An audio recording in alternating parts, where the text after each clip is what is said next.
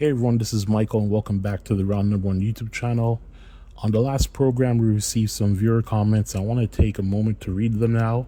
First up is two comments from @the man with a plan. Thank you very much for your thoughts.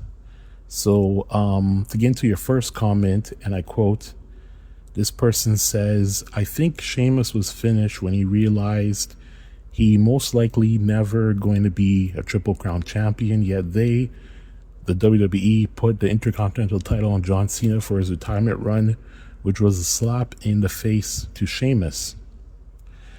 Now let's get to the second comment, and I quote, if Brock does come back at WrestleMania 43 in Saudi Arabia, he will probably face somebody else. End quote. So thank you again for sending those in. Now let me respond to what you just said. Now, when it comes to Sheamus, I agree with the core frustration you're pointing out. Sheamus should have received the Intercontinental Championship years ago. I don't understand how WWE loses track of one of their most pushed stars, who is literally one win away from becoming a Triple Crown champion. And if we go back to the WWE contracts and the bucket system discussion from the previous upload, the logic becomes even more confusing. Every WWE independent contractor starts each year with a negative balance relative to their downside guarantee.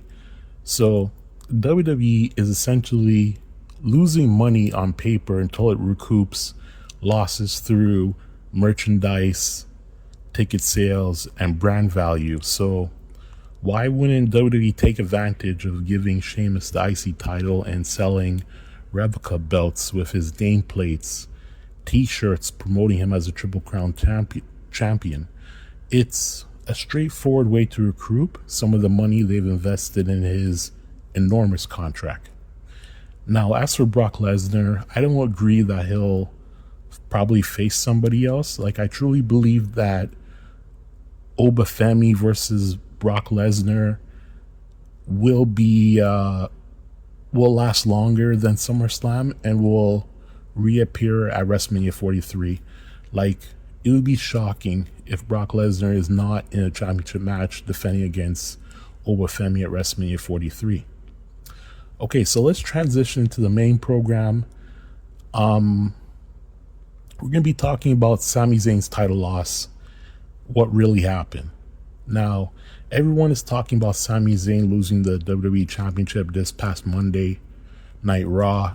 And if you listen to the last upload, I said Sami Zayn was literally a week away from losing the title on a SmackDown, unless he could convince WWE Creative to give him a solid run. Well, that 1 week expiration date ended up being spot on, except for the SmackDown part.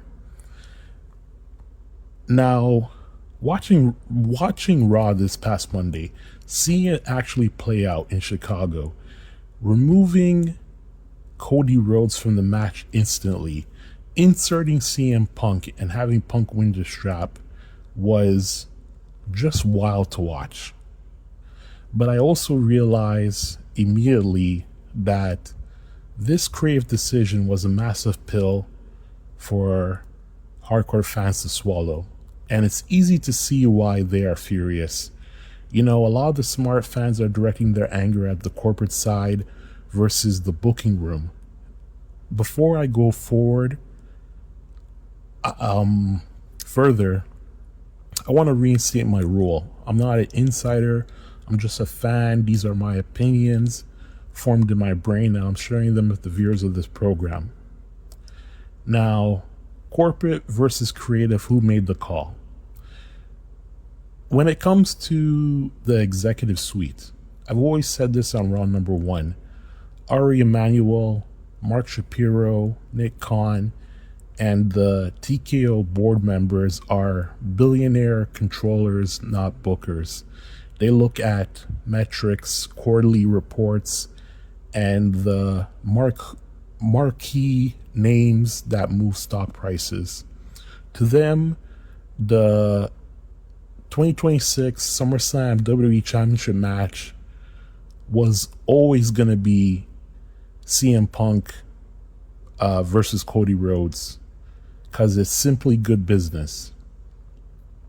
So when Sami Zayn wins the WWE Championship a month before SummerSlam, do you think Ari, Mark, or Nick Khan are pulling their hair out because the booking team isn't following orders?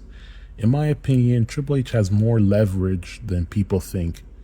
TKO knows it's good business to present the analytics to Triple H and his team, and it's also good business not to sit in gorilla and micromanage the show. So if you're following what I'm saying, I base Sami's 9-day transition reign entirely on the booking team, not the corporate executives. And that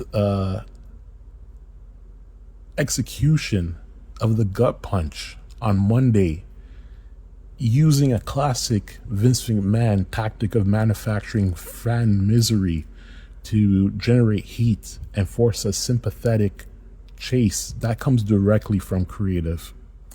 So why are the internet giving Triple H, Paul Heyman, Bruce Pritchard, Michael Hayes, and Alexandria Williams, who I believe was literally in the opening segment cheering Sami's arrival, a pass? Now, there are a few reasons. Number one, the Papa H protection shield.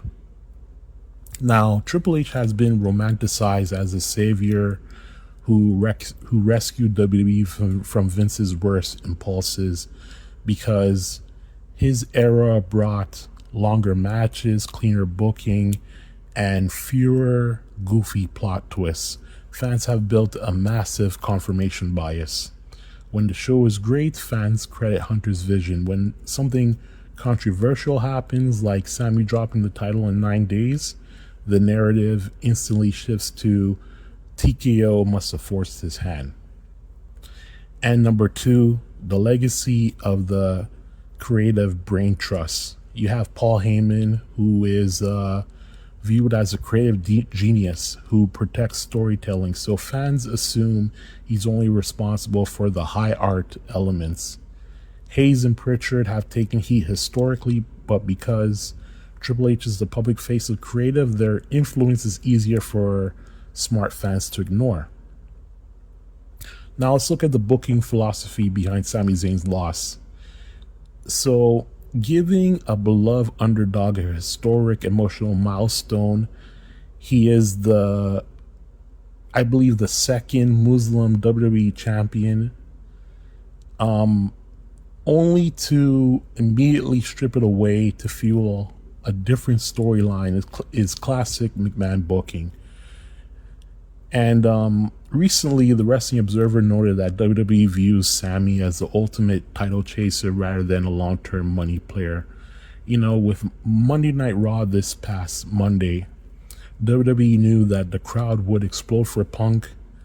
Sami's emotional backstage promo afterwards would tear hearts out. And they are actively exploiting that frustration to build the next layer of the story. It's manipulative, but WWE has always been the most manipulative written live television show for decades. This belongs on the doorstep of the people actually writing the scripts, not just the executives holding the checkbooks.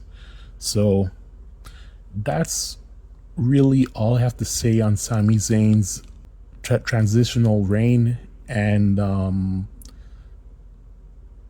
the corporate versus creative dynamic. If you want my opinion on Sami Zayn holding the WWE Championship again, I honestly don't envision it happening.